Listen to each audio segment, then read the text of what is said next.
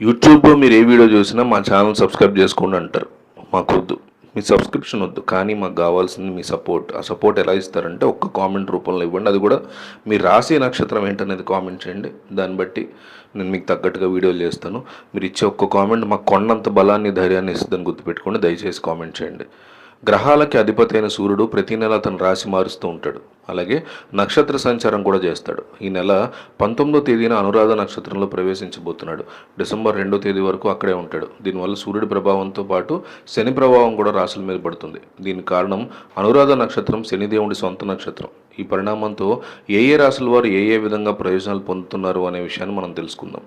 సింహరాశి వారికి ఈ కారణంగా అదృష్టం కలిసి వస్తుంది. పిల్లలకు సంబంధించినటువంటి చదువు విషయంలో బాగా రాణిస్తారు.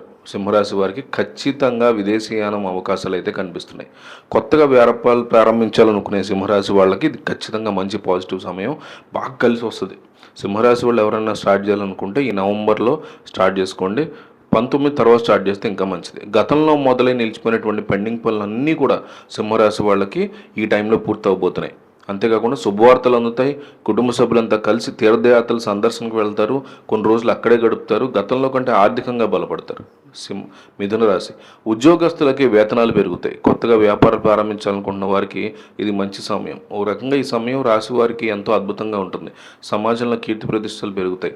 భార్యాభర్తల మధ్య ఉన్న గొడవలు సర్దుమణుగుతాయి. కుటుంబ సభ్యులంతా సంతోషంగా జీవిస్తారు.